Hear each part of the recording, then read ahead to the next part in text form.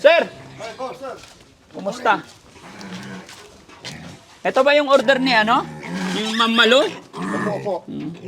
Magkakano po yan? Ito po ay tag 6,000 lang po isa Daddy Frankie kasi yung mga baboy na ito may mga lahi at sila po ay litsunin na po hindi na biig. Hindi na biik? Opo, nasa... Hindi, kasi ang order ni Nanay Ansing, hindi pan lechon, aalagaan daw. Ang alagaan po. Kaya pinilian po namin siya ng magandang lahi. Ito po yung lahi ng Duroc Spectrin Large. Ano lahi? Duroc Spectrin Large. Doro? Malaki siya pagka magaling mag-alaga yung tiga-alaga, malaking baboy siya. Tapos pagka nanganak, nasa 20 or 16 pieces yung magiging anak niya. So ito, babae lahat. Opo, babae siya ka lalaki po. Alin ang lalaki dyan? Ay, itong Duroc, yung may kulay. Sunrocks? Duroc. Duroc. Oo, Duroc. Pag masunroc siya, puputi.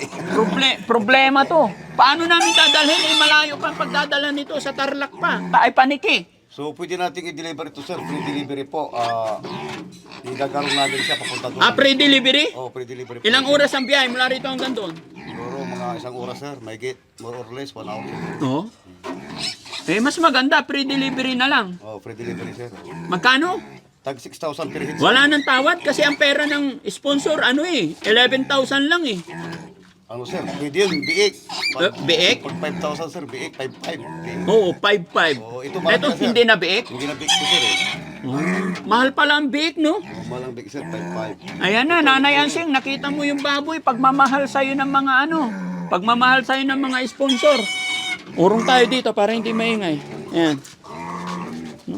Nagugulat yata sila pag maraming tao. Oo, sir. Oo. No? Oo, kasi nangibago sila dahil... Kaya lang, wrong timing yung dating nyo. May pupuntahan pa sana kami, tapos nandito na agad. Ayan na, naipit yung ulo niya. Ganun lang yon? Oo, ganoon, sir. Nag-aaburido lang siya kasi nanibago sa kulungan. Oh, maliit. Maliit yung kulungan nila. May sugat na yata yung uso. Okay lang yan? Okay lang yan, sir. Gagaling ka agad yan. Ilang buwan na yan mga yan? Nasa ano na yan, sir? 2 buwan. 2 buwan na. Nanay Ansing, ang ganda ng baboy mo. Masarap ilitsyon. Sana all, ino-orderan ng... Ay no, pinapadalahan ng baboy. Ma'am Malo, birthday ko na bukas, makalawa. Sana may litsyon din ako. Wag puro kay Ansing. Masarap pag ganyan ng litsyon. Oo, sir. Masarap, sir. Kasi yung size niya, malambot, tsaka madaling iluto. Tsaka depende rin sa pagluluto. Yung Sa pagluluto. yung ingredients niya. Oh. Pero hindi para sa akin. Akala ko may nagregalo para sa akin, panlitsyon. Para kay Ansing pala. At umiyak sila, gutom? Hindi naman. Hindi naman, sir. Kasi yung nanibago lang sa kulungan. Oh, kasi, pero kung ibabiyahin ninyo yan ngayon, okay lang. Okay lang, sir. Walang problema. Opo, okay lang. Kasi, wala kaming pagkukulungan dito. Pakakawalan ko dito yan. Di, ang layo ng, baka magdumi-dumi sila dyan. Lagyan natin sa kulungan, sir. Ayan na, tumain na. Hindi, wala kaming kulungan. Ay, ito, babae. Oh, yan, babae, sir. Oh. Hindi na yan maselan. Hindi na, sir. Kaya, mga kababayan, kaya alagaan ni Nanay Ansing to? Comment nyo nga dyan, hindi kaya niya to ilitsyon? Ano?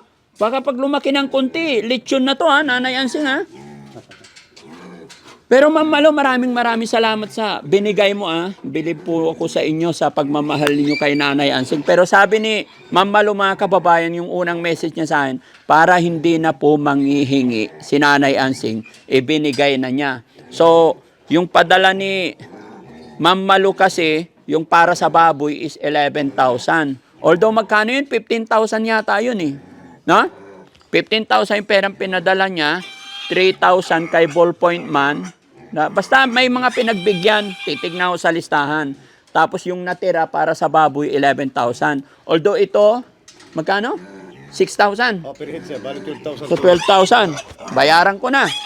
No? Tapos ihahatid mo talaga doon, okay lang. Oh, sir. Kasi wala kaming paglalagyan. 1, 2, 3, 4, 5, 6, 7, 8, 9, 10, 11, 12.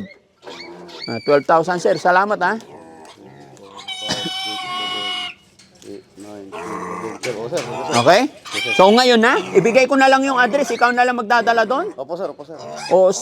Ano guys, punta tayo doon, no? Para maano ni Nanay Ansing. Daanan na lang natin. Pupunta rin kami doon. Opo, sir.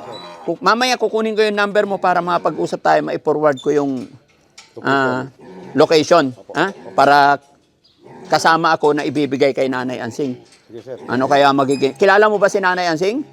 Pag magkita ko siguro, sir, baka kilala ko, sir. Nanonood ka naman eh, no? Oo, sir, nanonood ako, sir.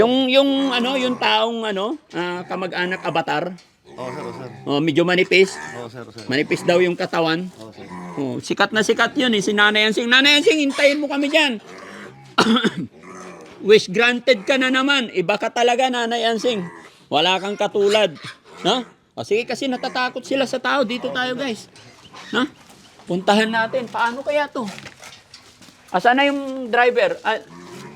Jesse, cancel muna yung pupuntahan natin. Unahin natin yung baboy. Oo, magka-problema yan. Alam nga naman, mag-stay pa yan dito. No?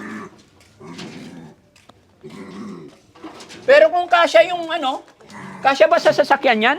Hindi kasya? Para hindi na tayo nakakaabala. Sinukat mo na, hindi kasya? Nakakaawa naman, malayo yun, sir. Malapit lang? Okay lang, sir. Panikitar lang. Oo, sir. Malapit lang. Kabilin, sir. Maniki na siya kagad. Pag kabilin kagad, bayang-bang, kabilin, paniki na kagad. Oo, sige. Pag dito kasi, sir, malayo.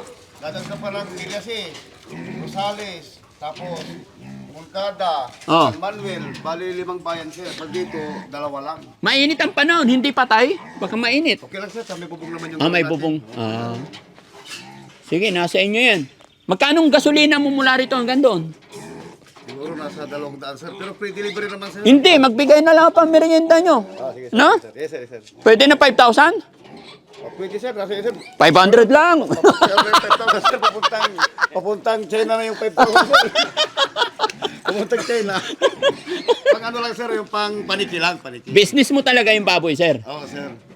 Sir, nakasama ka sa video namin. Okay lang, i-upload na, kasama ka. Okay lang, sir. Okay lang, sir. Ay, imbitahan mo yung mga tagapanood natin kung kailangan nila ng pangletsyon or anumang baboy sa okasyon para Sa makilala ka nila. Sige. sa mga kababayan natin, kaibigan natin na may nalalapit na okasyon, may mga stocks po tayo na baboy, lahat ng sizes meron po, mayroong biik, mayroong panglitsyon, may patining, may inahin.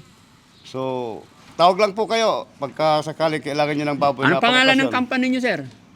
Ano lang po, sir, Joe Macaraeg, ano lang, sir, livestock lang, sir. Yun, livestock. Sir, yaman din lang napasama ka sa video namin. Shout out mo yung mga kapatid mo. Baka may kapatid ka sa ibang bansa. Shout out natin. Ay, o nga pala, sir. Sir. Ayun. Sa mga kapatid ko sa ibang bansa na nasa Canada, sila Arlene Macaraeg Carpizo, Salvacion Macaraeg Alita, Fernando Macaraeg, Ramil Macaraeg, Rachel Macaraeg. Nasa ano siya, sa London, si Rachel naman. Yung 5 nasa Canada. At yung isa naman nasa New Jersey, sa USA. Siya yung si Fernando Macaraeg. Yan. So, kamusta kayong lahat dyan? Ingat. God bless. Yun. Shout out sa mga kapatid ni Sir, lalong-lalo na po kay Arlene Macaraeg Carpizo. Nasa Canada yon? Opo, Canada po. Parang kilala ko yun, mayaman yun. Arlene Carpizo Macaraeg, shout out sa'yo. Baka naman, birthday ko bukas. Palitson. Palit. Marami akong stock pang lechon, sister. Marami kang pang-stock? Oh, meron, sir. Sana Meron, sir. mapanood agad ni classmate. Ay, ano? Marami, sister. Matulogin yan, sir. Matulogin yan si Yung Arlene. kapatid mo, si Arlene. Mabait, matulogin, mapagbigay yan, sir. Ma'am Arlene Macaraeg Carpizo. Ayan, shout out. Andito po yung kapatid nyo, nag-deliver ng baboy.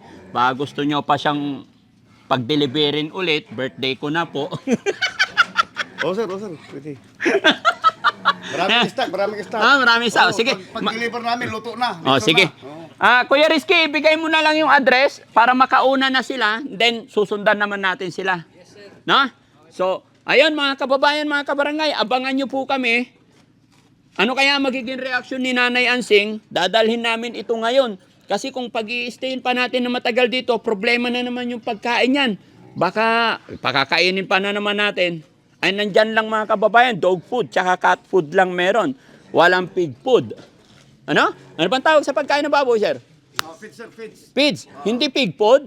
Hindi po, hindi po. Eh bakit yung cat food? Pwede rin. Tapos dog food. Eh sa baboy, anong tawag? Pig food, Di ba mga kababayan? Hindi ko naintindihan yung Pag pagkain ng aso, pag bibili ako, dog food. Pag pagkain ng pusa, dog food. Eh bakit hindi po pwedeng pig food? Hindi pig food? Pig feeds, sir, ang tamang lingwahe niya. Pig, Pig? feeds. Feeds. Pig?